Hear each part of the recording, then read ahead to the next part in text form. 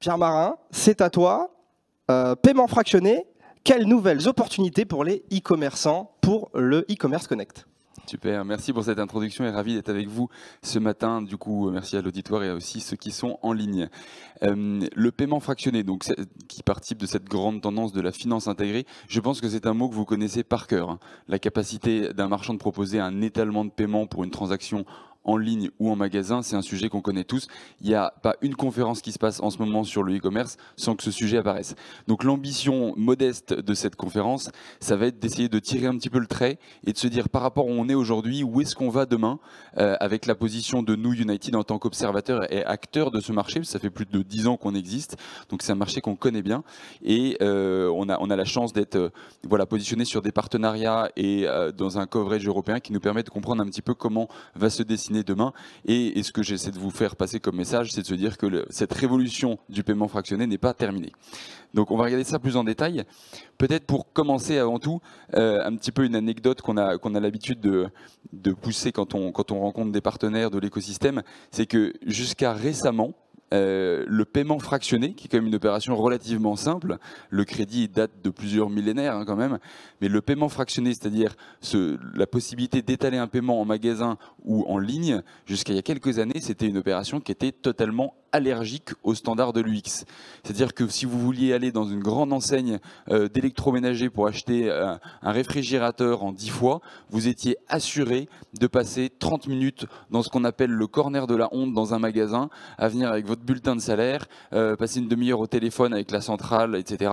Une expérience catastrophique qui, en fait, fort heureusement, a bien changé, puisque aujourd'hui, et depuis maintenant quelques années, le paiement fractionné, c'est ça, hein, c'est en 3 clics, de façon tout aussi légitime qu'un paiement par carte bancaire. Vous cliquez sur étaler votre paiement, vous avez quelques informations à fournir et c'est tout.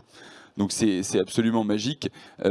Ça a plein de vertus évidemment parce que ça permet de l'accessibilité à des produits financiers beaucoup plus, à des produits relativement onéreux. Donc on a fait un bond colossal et ça c'est dû à beaucoup de choses, mais en particulier deux. La première, c'est que les solutions permettant de faire de l'étalement de paiement d'un point de vue digital ont atteint une maturité technologique qui permet de s'insérer parfaitement dans l'expérience la plus exigeante que vous connaissez tous, qui est celle du paiement, où chaque seconde compte, chaque clic compte. Aujourd'hui, l'expérience relativement complexe du financement s'est parfaitement insérée dans ces standards. Et le deuxième grand paramètre qui a beaucoup évolué, et notamment à la faveur du Covid, un des aspects positifs s'il en est de la pandémie, c'est le changement dans les habitudes des consommateurs qui sont prêts à avoir un recours beaucoup plus fort à des solutions de finance intégrée, beaucoup plus à faire confiance pour des opérations sophistiquées à des acteurs, notamment les acteurs en ligne, et la logique un petit peu de l'abonnement, c'est-à-dire d'avoir davantage recours pour l'achat de biens onéreux, à penser en mensualité versus à penser en paiement comptant. Donc voilà, aujourd'hui c'est vraiment juste quelques clics. Ce qui est impressionnant, c'est de voir où est-ce qu'on se situe. Alors là, ce sont les chiffres de ce qu'on appelle le Buy Now Pay Later, donc au sens large, le paiement fractionné. Le taux de croissance que ça a, c'est-à-dire la part de marché dans le mix de paiement dans le e-commerce, a tout simplement doublé entre 2020 et 2021. On va voir ce que ça donne en 2022, mais ça risque d'être des chiffres du même acabit. Et comme vous le voyez sur d'autres pays plus avancé, je ne sais pas si c'est souhaitable, on en reparlera ensemble d'atteindre ces niveaux-là, mais en tout cas, on peut dire que la marge de progression pour que ça rentre dans les habitudes des consommateurs est encore là. Donc c'est une réalité qui est déjà bien établie, qui vient de loin, comme je vous le montrais tout à l'heure, et qui se poursuit avec ce qui est assez frappant, c'est qu'on a toujours dans tout marché des early adopters, et après ça commence à se légitimer avec les acteurs historiques. Quand on voit qu'aujourd'hui des gens comme Amazon ou Apple lancent leur propre solution de paiement fractionné, c'est vraiment que c'est rentré dans une forme de maturité, à la fois dans les habitudes des consommateurs et à la fois au niveau des marchands. Donc voilà, c'est vraiment un tableau que je vous dresse et qui évidemment se traduit dans les chiffres. Pour les marchands, pour les clients, l'intérêt il est évident, il l'était déjà même quand les solutions n'étaient pas très mûres, mais alors maintenant que c'est totalement légitime d'un point de vue technologique et habitude des consommateurs, ça se transcrit par des chiffres absolument phénoménaux. Bon, d'abord une part des consommateurs qui souhaitent avoir accès à ce type de financement qui est très forte, donc il y a une vraie demande des consommateurs. Il y a un impact sur la conversion, en particulier la conversion sur les paniers les plus élevés naturellement. C'est vrai que quand on demande à un client d'acheter voilà, un réfrigérateur, une machine à laver, une télévision, un ordinateur, ou même un téléphone qui coûte le prix d'un SMIC, il est évident que proposer des solutions qui vont favoriser l'accessibilité de ces produits va avoir un effet assez fort sur la conversion. Et in fine également sur le panier moyen, c'est tout naturel. Donc, cette croissance fulgurante, on l'a expliqué en quelques mots, hein, l'évolution des modes de consommation, la maturité du service, le technologique du service. Je pense notamment voilà, ce qu'on se disait de façon un petit peu triviale tout à l'heure, quand vous alliez en magasin, il fallait venir avec des documents papier sur vos bulletins de salaire, sur le relevé de compte bancaire, votre carte d'identité. Il y a un nombre de services technologiques qui proposent de faciliter ce type d'opération aujourd'hui qui est juste hallucinant et qui permet de transformer tout ça en un process de quelques clics.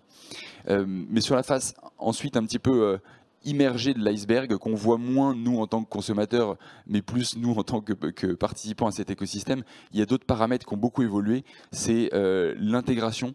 Je pense que la standardisation des API, l'émergence d'acteurs de cet écosystème des marchands qui sont les CMS et les PSP, des acteurs clés pour tout acteur du e-commerce et qui intègrent maintenant dans leur catalogue des solutions de finance intégrée et en particulier de paiement fractionné, ont évidemment favorisé l'adoption et la diffusion de ce type de solutions. Puis après, il y avait un modèle un petit peu historique que nous, on perçoit beaucoup, United, c'est que jusqu'à récemment, le standard pour proposer des solutions bancaires en magasin, des solutions de financement, c'était de faire des joint ventures entre des banques et des enseignes, ce qui est évidemment très fastidieux, très coûteux. Aujourd'hui, on est sur des modes beaucoup plus simples en termes de partenariat, ce qui évidemment facilite leur diffusion, et notamment sur ce qu'on va appeler le mid-market, donc des entreprises de taille plus modeste. Voilà, donc la conclusion, c'est qu'aujourd'hui, le paiement fractionné, c'est aussi légitime qu'un paiement par carte. Alors, on vient maintenant davantage au cœur du sujet, parce que j'imagine que tout ce que je vous ai dit, vous l'aviez déjà en tête pour une certaine partie. Là, ce qui va nous intéresser, c'est de se dire, pour aller plus loin, qu'est-ce qui va se passer ? On vient de se dire ensemble que la croissance intrinsèque de cette activité va se poursuivre, de fait, parce que c'est ce qu'on voit dans d'autres pays. Mais la réalité, c'est que le contenu même de l'offre, ses paramètres vont continuer à évoluer, parce qu'ils sont soumis à un certain nombre de tendances qu'on va regarder ensemble.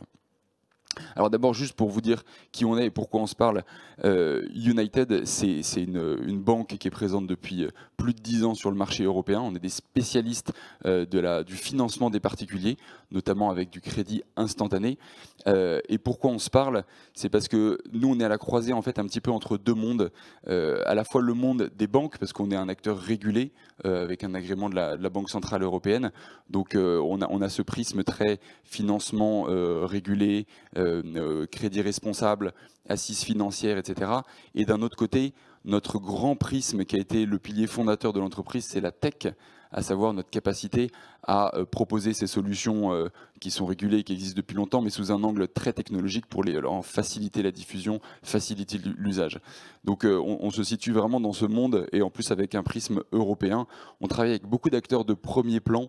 Je pense notamment aux GAFAM ou au monde du telco, qui sont des gens qui sont très attentifs, non pas à ce qu'il y a aujourd'hui, parce qu'évidemment ils utilisent ces solutions, mais plutôt à ce qui va se dessiner demain, d'un point de vue technologique naturellement, mais on va le voir aussi d'un point de vue un petit peu mœurs, responsabilité, valeurs, qui sont des sujets évidemment qui leur tiennent énormément à cœur, et à nous aussi. Donc voilà pourquoi on se parle. United est un des acteurs clés de ce secteur depuis maintenant très longtemps, avec une empreinte européenne et beaucoup de partenariats dans cet écosystème. Nous, ce qu'on fait du coup en quelques mots, c'est naturellement du paiement fractionné au sens très large, c'est-à-dire du paiement fractionné court. Je pense que vous vous êtes tous familiers avec le paiement en 3 ou 4 fois, en général sans frais, mais également avec le paiement à crédit, donc ce qu'on appelle du crédit affecté en Europe, et qui permet au moyen d'une souscription d'un crédit de souscrire à un financement de 10, 12, 24 fois, qui est évidemment très pertinent pour un certain nombre de biens. Le premier desquels étant évidemment l'automobile, que peu de personnes peuvent payer comptant, mais ça s'applique aussi très bien à des biens du type téléphone qui coûtent, je vous disais, le prix d'un SMIC aujourd'hui. Alors, la première grande tendance sur laquelle j'aimerais qu'on s'arrête un instant, c'est de se dire que la finance intégrée, donc l'inclusion de services financiers au sein d'écosystèmes marchands, ne s'arrête pas qu'au financement lui-même, donc l'étalement de paiement que vous maîtrisez bien. En fait, il y a d'autres sujets qui gravitent autour de ça, et plus le temps passe, plus on va intégrer autour du service de financement des services additionnels. Vous connaissez évidemment l'assurance sur le financement, l'assurance sur le bien qui fait l'objet d'un financement. Si on va plus loin, et ça c'est évidemment tout à fait aligné avec les grands enjeux de notre époque sur la partie économie circulaire, c'est la capacité qu'on va avoir à proposer en même temps qu'un financement la reprise d'un bien à l'achat qui va réduire le prix comptant qui est à financer, ou un engagement de reprise dans le futur sur le bien qui fait l'objet d'un financement. C'est-à-dire qu'on va prévoir la valeur résiduelle à horizon 12, 24, 36 mois de l'objet qui fait l'objet d'un financement, et on va l'intégrer dans toute la mécanique financière du financement. Donc c'est assez frappant. Je pense que vous connaissez ça pour évidemment l'automobile, mais ça fonctionne très bien avec les biens électroniques, plus généralement tous les biens qui ont une valeur résiduelle. Si vous achetez aujourd'hui un iPhone à 1000 € et que vous arrivez avec l'iPhone de la génération précédente, par exemple, vous êtes capable de bénéficier d'une réduction du prix d'achat. C'est logique. Donc, dans cet exemple ici, on passe de 1000 € du coup à 850 €. Et nous, ce qu'on va rajouter encore autour de ça et parfaitement intégré au crédit lui-même, c'est la capacité de se dire, bah, écoutez, l'iPhone que vous achetez aujourd'hui, on sait d'expérience statistique que dans 24 mois, il aura une valeur résiduelle de 200 €, donc 20% de sa valeur initiale. Et donc on va le prendre en compte aujourd'hui. Donc ce qu'on va vous proposer, c'est de souscrire à un crédit de 650 €, donc un montant qui est nettement moindre que le montant facial du téléphone. Et on va vous dire, écoutez, à horizon 24 mois, vous aurez l'option, pas l'obligation, mais l'option de nous rendre le téléphone qui a fait l'objet de ce financement pour bénéficier de ces 200 € de réduction. Si vous ne souhaitez pas et souhaitez demeurer propriétaire, aucun problème. Dans ce cas-là, vous continuerez à payer du coup les 200 € initiaux. C'est vraiment une version très aboutie du crédit dans le sens où elle combine les avantages du crédit, c'est-à-dire être propriétaire et pouvoir à tout moment procéder à des remboursements anticipés pour mettre fin à l'opération financière, et les avantages de la location, c'est-à-dire être capable d'upgrader vers un bien de nouvelle génération à tout moment.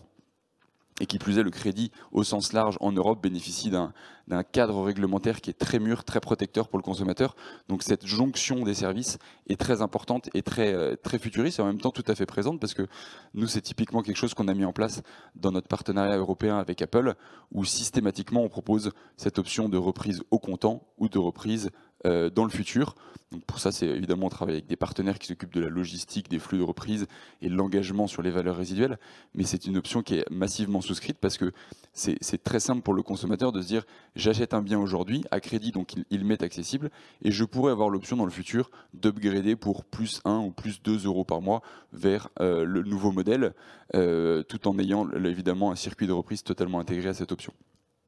Donc c'est vraiment la location, mais en plus mûr. Vous voyez, là, vous êtes sur une souscription un exemple de souscription pour un iPhone, et vous voyez en quelques clics, vous êtes capable de dire oui, je souhaite ajouter une option de reprise à l'achat, et oui, je veux une option de renouvellement dans le futur. Tout ceci évidemment sans engagement et parfaitement flexible. Et là, on voit que le prix du téléphone, qui était, je ne sais pas si vous avez vu tout à l'heure, à plus de 50 €, est tombé aujourd'hui à 36 € par mois, ce qui est assez phénoménal pour bénéficier de la propriété temporaire ou durable d'un bien de cette qualité, évidemment. Alors, une autre grande tendance fondamentale que nous on observe, et on a récemment fait une étude utilisateur en Europe sur ces sujets, c'est de comprendre dans quelle mesure le paiement fractionné, qui est l'opération la plus simple dans ce monde-là, l'opération de paiement court en 3-4 fois que vous connaissez, en tout cas en France, suffit-elle pour les clients? Et ce dont on s'aperçoit, c'est que, évidemment, cette partie-là qui bénéficie d'exemptions réglementaires assez larges, c'est la plus simple à implémenter, la plus simple à appréhender pour les clients. Mais ce que veulent les clients, c'est évidemment avoir accès à une solution beaucoup plus large et flexible de financement. Donc tout l'enjeu du secteur, c'est d'être capable d'apporter la même simplicité de souscription qui existe aujourd'hui sur le 3-4 fois en quelques clics, pour des opérations à plus forte valeur ajoutée, à savoir être capable de payer en 10 fois un montant de 3 500 € par exemple.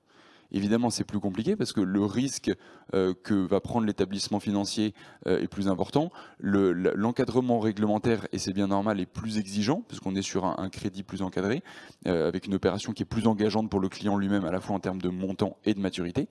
Mais donc l'enjeu du secteur, c'est d'être capable de proposer, avec tout autant d'exigences du X, une expérience utilisateur qui fonctionne sur ces sujets-là. Et c'est majeur parce que la réalité, c'est que le paiement fractionné, tel que la plupart des gens le connaissent, donc le paiement en 3-4 fois, il est extrêmement efficace pour des montants moyens qui vont être entre 100 et 200 euros. Mais à partir du moment où vous vous retrouvez avec un paiement de mensualité qui est à plus de 100 euros par mois, donc par exemple pour un panier à 500 euros, le paiement en 3 fois n'est pas efficient. Ça impacte beaucoup trop durement le budget des ménages. Donc c'est là où il faut avoir une solution plus flexible, où vous êtes capable de pousser le curseur un peu plus loin, tout en proposant une UX qui est adaptée à l'utilisateur. Donc le recours à crédit est évidemment parfaitement pertinent pour des biens comme les biens électroniques, l'automobile, l'achat d'un vélo dont aujourd'hui les prix atteignent des sommets. Donc c'est là où c'est extrêmement important et c'est une véritable demande fondamentale des consommateurs. La troisième grande tendance dont je voudrais vous parler, c'est tout simplement la plus grande révolution qu'il y a eu dans le secteur du crédit depuis les 20 dernières années. Le secteur du crédit, c'est historiquement un des secteurs les plus en retard sur sa digitalisation et sa transformation digitale. Je pense que c'est un des derniers services qui a bénéficié de la signature électronique. C'est assez ahurissant, mais c'est aussi un peu normal. C'est un produit qui est très régulé, avec une complexité liée à ses flux financiers et la multiplicité des acteurs qui gravitent autour. Mais aujourd'hui, il y a eu un bond en avant, enfin depuis quelques années, sur la digitalisation et l'innovation intrinsèque à ce secteur, qui est fortement lié à l'open banking. Alors l'open banking, en quelques mots, je pense que vous êtes familier avec des entreprises comme Linkso, Budget Insight, qui sont des entreprises qui vous proposent d'agréger vos comptes bancaires pour comprendre comment vous dépensez au cours d'un mois. Donc ça, on va dire que c'est un petit peu la technologie sous-jacente. La réalité, c'est que l'open banking, c'est une tendance qui a été actée par la deuxième directive sur les services de paiement, donc c'est une directive européenne, et qui, de façon très conceptuelle, rend la propriété des données bancaires aux clients eux-mêmes.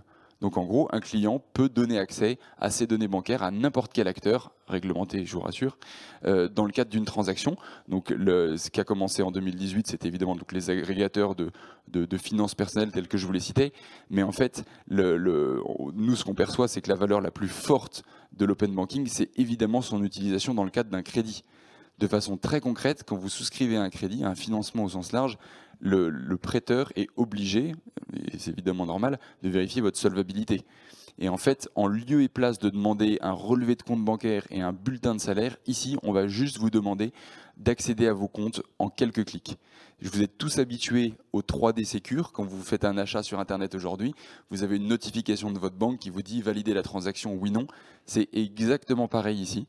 Vous avez un oui/non qui apparaît dans le cadre d'une souscription de crédit et vous cliquez et les banques comme United sont capables d'accéder en temps réel à toutes vos données de transaction des 3 derniers mois en moyenne, aspirer ces données évidemment sous un niveau de sécurité, d'anonymisation qui est extrêmement fort parce qu'on est une banque, et de faire mouliner toutes ces informations dans un scoring qui nous donne une capacité inégalée à optimiser les taux d'acceptation, à faire de l'inclusion financière, c'est-à-dire être capable de regarder sous un prisme très différent des jeunes, les indépendants qui sont traditionnellement très mal adressés par le crédit parce qu'ils ne rentrent pas dans les canons classiques de vous avez X de revenus et X de charges, vous avez un emploi depuis Y mois.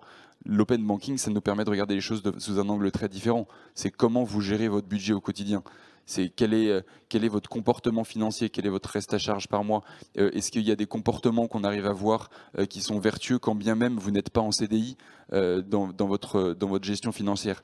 Donc c'est une révolution absolument majeure en termes de gestion du risque, inclusion financière et taux d'acceptation. Et vous voyez, les chiffres sont quand même éloquents, hein, plus 60% versus nos parcours standards.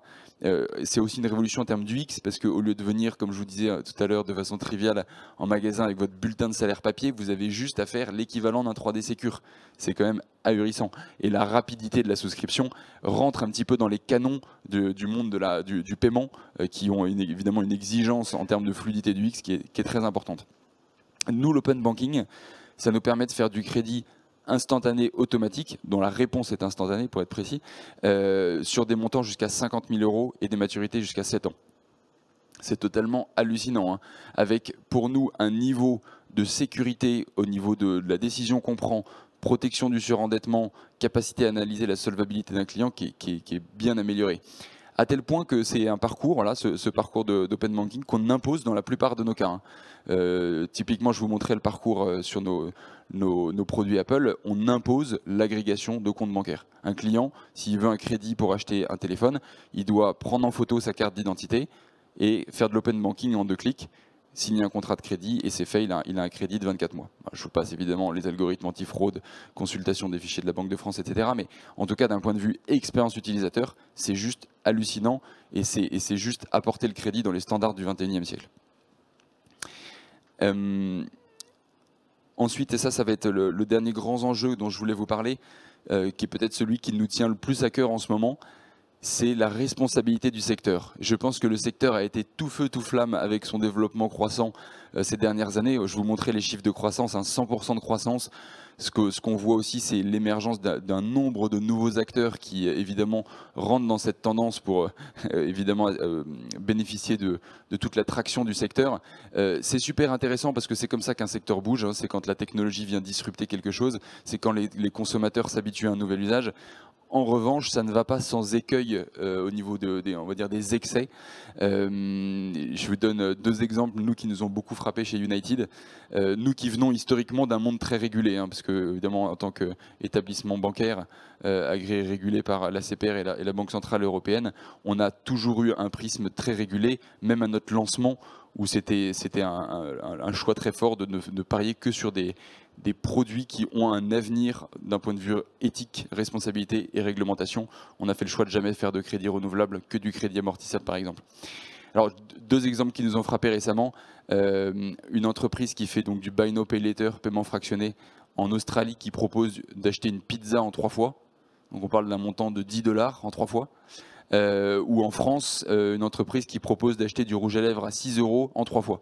Donc là, on se dit, bon, d'un point de vue technologique, c'est vrai que c'est chouette parce que la solution et la souscription à cette solution est tout à fait fluide. D'un point de vue responsabilité, on se dit que là, on pousse le bouchon un peu trop loin quand même. La prévention contre le surendettement, le fait de pousser un petit peu à la surconsommation, il y a des enjeux autour de tout ça qui doivent être mieux maîtrisés. Donc le secteur, lui, a atteint une maturité technologique, mais pas encore une maturité éthique.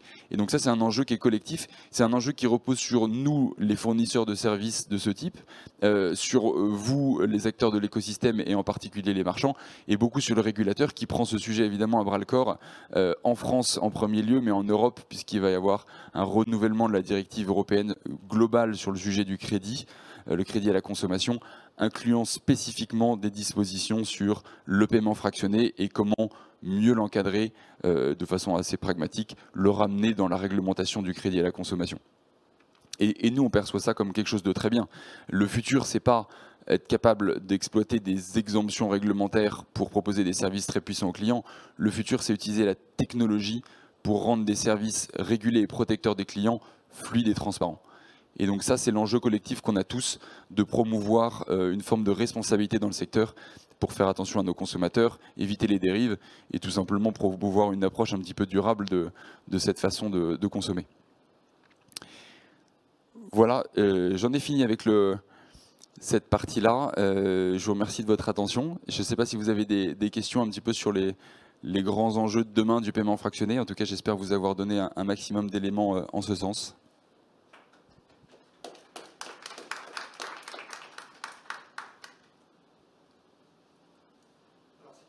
Si vous avez des questions, surtout n'hésitez pas. Vous aussi, chez vous, dans le chat, vous pouvez poser vos questions. Bonjour, merci pour cette présentation. Clémence pour le petit ballon. Moi, j'ai 3 questions. La première, c'est pour vous, quel est le montant du panier moyen qui semble minimum pour que le paiement en plusieurs fois ait un impact? La deuxième question que j'ai, c'est chez le petit ballon, on est une société justement avec une vraie démarche impact et on ne sait pas comment intégrer ce paiement en plusieurs fois sans être en contradiction avec nos valeurs.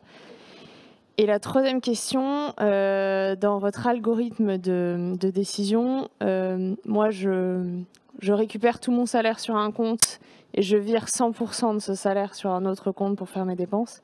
Comment est-ce que je suis noté en tant qu'utilisateur? Merci. Alors, ça fait beaucoup de questions. Dans l'ordre, la première, et c'est une question très intéressante qui, nous, a nécessité beaucoup de phosphore pour trouver une position groupe. Ce sur quoi on s'est mis d'accord en interne, et je pense que c'est une position un petit peu de place aussi, c'est que nous, on ne fait pas de crédit au sens large, hein, que ce soit du paiement en 3-4 fois ou paiement plus long, dont les mensualités sont inférieures à 10 euros. Honnêtement, c'est une limite qui est assez subjective, parce que ça pourrait être 8, ça pourrait être 12. L'important pour nous, c'était de se mettre une barrière un peu en se disant, bon, à partir du moment où on peut proposer du crédit de 7 ans à 1 euro par mois, est-ce que le crédit a un vrai intérêt? Est-ce que on est vraiment en train d'aider une personne à accéder à un service, ou est-ce que c'est pas un peu une dérive? Je pense qu'il incombe à chaque acteur à la fois marchand et fournisseur de trouver quelle est sa propre limite. Je crois que c'est relativement une position de place d'être dans ces environs-là. Sur votre deuxième question, alors d'abord, le petit ballon, c'est une super société, donc bravo. Je pense qu'on n'aura pas la chance de travailler ensemble, parce que ça fait partie des secteurs où, en tout cas, nous, de notre côté, on ne finance pas les biens de la vie quotidienne. On estime que le crédit est plutôt pour des environnements d'investissement que du quotidien. Je pense que c'est plutôt sous un prisme de l'abonnement, que d'ailleurs vous avez déjà, qu'il faut l'envisager. Après, c'est un vrai débat, et je pense qu'on pourrait l'avoir de façon plus précise, parce que il y a un pack de services que vous ajoutez autour de tout ça qui peut lui être financé. Donc c'est un vrai débat. En tout cas, notre position, nous, à date, et qui, je pense, est assez répandue, c'est que l'étalement de paiement doit être réservé plutôt pour des biens d'investissement que des biens de consommation immédiate. Et sur votre troisième question, qui est très technique, l'open banking, vous avez raison, c'est pas toujours simple, parce que le principe d'agréger des comptes bancaires veut dire que le compte auquel vous nous donnez accès est bien celui sur lequel vous vivez au quotidien, c'est-à-dire sur lequel vous percevez vos revenus et sur lequel vous avez vos charges, crédits, etc. Nous, nos algorithmes vont être capables de détecter, quand on fait l'agrégation, de se dire est-ce que c'est votre compte que vous utilisez, et donc là, il y a beaucoup de choses qu'on vérifie, hein, c'est est-ce qu'il y a un revenu régulier, est-ce qu'il y a un nombre de transactions qui correspond à une vie normale, est-ce que vous allez au marché toutes les semaines, etc. Si c'est pas le cas, en fait, on va tout simplement vous demander automatiquement, il semblerait que ce ne soit pas votre compte principal, pourriez-vous agréger l'autre compte qui nous manque pour effectuer une vérification complète. C'est comme ça que ça fonctionne.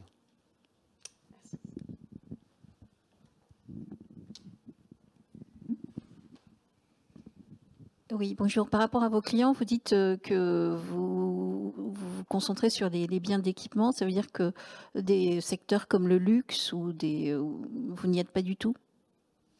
Alors si, typiquement, je pense à des montres de luxe, ou de la joaillerie, ou des vêtements assez onéreux. Là, on est plus aligné avec l'ambition qu'on va avoir d'offrir un service qui permet d'être dans une logique d'investissement au sens large.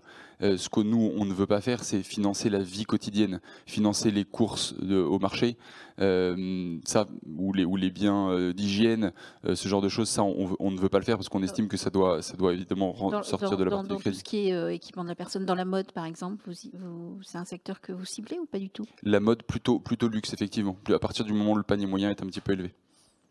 Si c'est la mode, on va dire, de quelques dizaines d'euros, je vous dis, il faut juste s'assurer qu'on reste sous la limite qu'on s'est fixée d'une mensualité de 10 euros par mois. Donc un paiement en 3 fois conviendra vraisemblablement sans problème. Un crédit plus long, pas forcément. D'accord, donc ça veut dire que vous n'êtes pas en concurrence frontale par rapport à pas mal d'acteurs émergents qui se sont positionnés en fait sur ces... Effectivement. Nous, United, et c'est un bon point que j'aurais peut-être dû préciser davantage, on va être davantage des experts sur le crédit, le financement de paniers moyens un peu élevés, à la différence de beaucoup de nouveaux acteurs, hein, je pense surtout aux nouveaux acteurs du monde du paiement fractionné, dont le montant moyen gravite autour des 30 euros. Nous, notre montant moyen, il va être plutôt en centaines d'euros, et une bonne partie en milliers d'euros.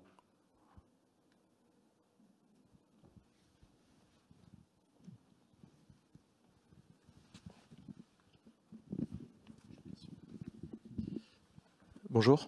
J'ai une question sur votre modèle économique, sans en dévoiler les détails. Quel est-il et comment vous rémunérez finalement? Bien sûr, bah alors je peux vous en dévoiler des détails parce que la réalité c'est que on est assez transparent sur ces sujets. United c'est à peu près 150 millions d'euros de chiffre d'affaires, 1 milliard de production de crédit l'année dernière, et notre business model, alors sur la partie spécifiquement d'étalement de paiement aux marchands, parce qu'en fait on a d'autres métiers, on a une activité de crédit en direct, de prêt à la consommation, de trésorerie distribuée en ligne, activité directe. Là on était plutôt sur l'activité à travers les marchands, mais le business model il est toujours sur le crédit lui-même. Donc soit le client supporte un coût du crédit à travers un taux d'intérêt ou un frais de dossier, soit ce coût-là est sponsorisé par le marchand qui préfère, pour booster ses ventes, prendre en charge le coût du crédit et proposer un crédit à 0% pour son client. Et lui, ça va impacter sa marge, mais avec évidemment l'effet d'augmentation de ses volumes de l'autre côté. Ok, et dans ce cadre-là, quelle est la proportion du coup de e-marchands qui prennent à leur charge ce coût versus le consommateur final, quoi?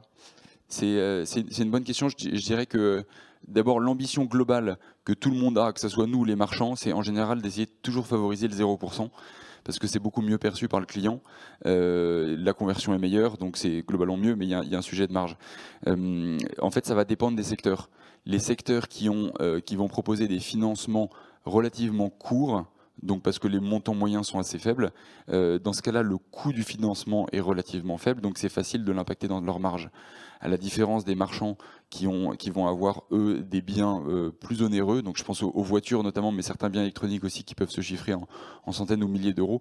Là, le coût du financement va être étalé sur des durées plus longues et va être plus élevé, et donc là, il est plutôt nécessaire de le faire supporter par le client, parce que sinon ça ne fonctionne pas pour le marchand.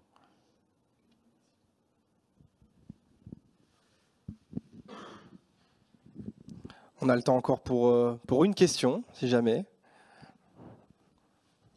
Oui.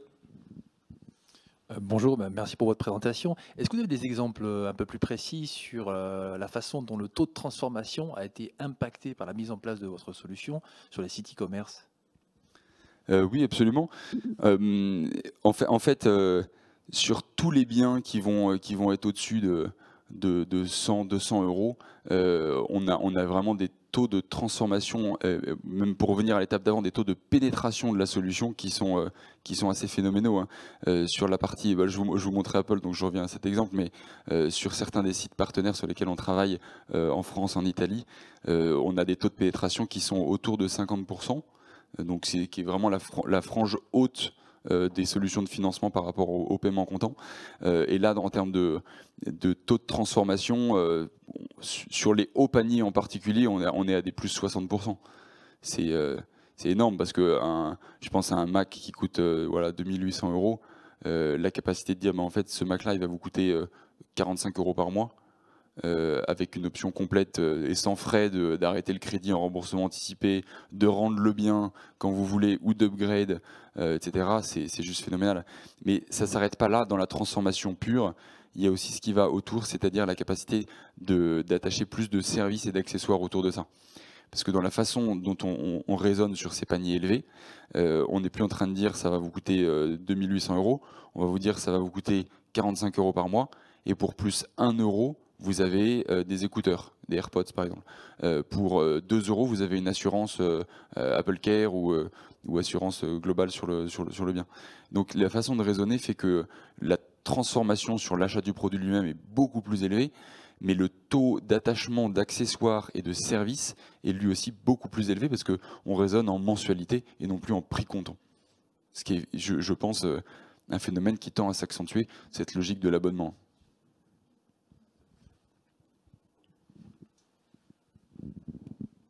Eh bien, merci beaucoup. C'était Pierre Marin Campenon. Merci beaucoup. Bonne journée à tous.